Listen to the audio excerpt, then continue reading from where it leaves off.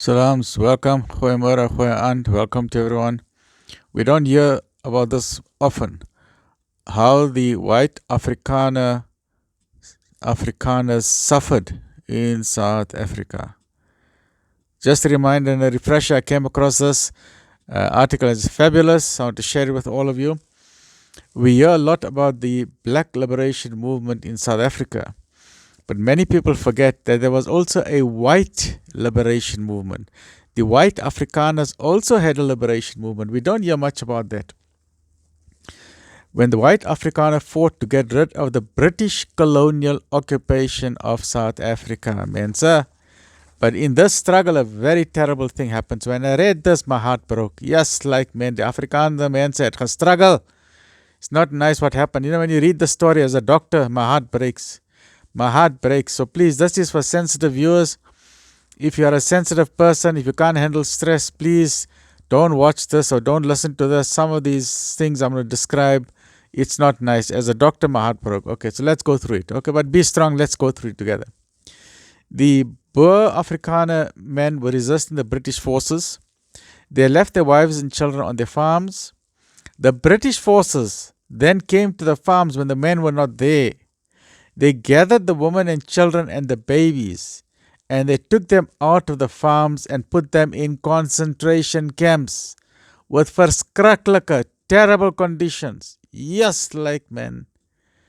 With terrible conditions where many thousands and thousands of Afrikaner women, children, and babies died from starvation and disease and hygiene. There wasn't proper washing facilities and epidemics and malaria and typhoid and yes, like man, there's no water to bath for months and months. Imagine no bathing, a woman couldn't wash their hair.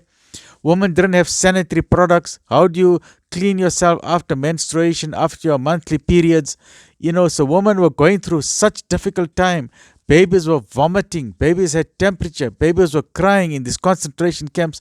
Food was limited. There were flies everywhere. There was infection everywhere. There was no proper sewage facilities. There was no toilets there.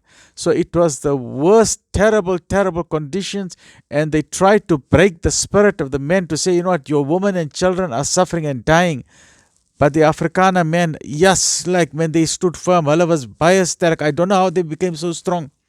I think it was their faith in God. They're good Christians. Many Afrikaners are very good Christians. If you're a good Christian, you have a strong, but you must have a strong heart, I say, my professor always used to say, a boer maak 'n plan, a boer maak 'n plan. So I learned in medical school, so ek is 'n Indian boer, ek ook maak 'n plan. Ek maak 'n plan, 'n boer maak 'n plan, ek maak 'n plan, and MacGyver, jy maak 'n plan. Okay, so let's read this. So it is very difficult time for the Afrikaner people. Yes, like men, it's very, very difficult. If you try and think about what they went through, you see this picture of these people, young children, 1 year, 2 year, 3 years, calfoot on the floor in middle of winter. Very, very difficult. They're taken out of their homes, taken out of their farms. Very, very wrong. Taken out of their houses. While the Afrikaner men were trying to resist the British occupation, the colonial occupation. And the most famous person we know about is Herbert Kitchener. Okay, in 1900, Herbert Kitchener took command of the British forces, and he implemented some of the very controversial tactics that led to a British victory, but also to the death of thousands of Afrikaners and blacks. There were many blacks.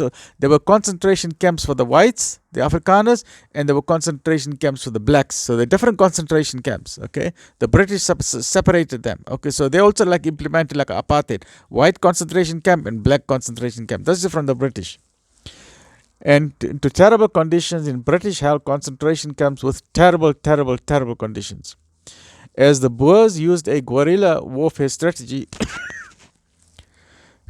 they lived off the land and used their farms as a source of food, making their farms a key item in the many successes at the beginning of the war. So at the beginning of the war, the Boers were winning, and the British didn't like it, so the British started, hitting below the belt. When Kitchener realized that a traditional warfare style would not work against the Boers, he began initiating plans, ruthless plans, to capture the women and children who were helpless, innocent victims on the farms. He put them in concentration camps to say, "Yeah, no one shall rug break. We'll break the back, we'll break the will of the men."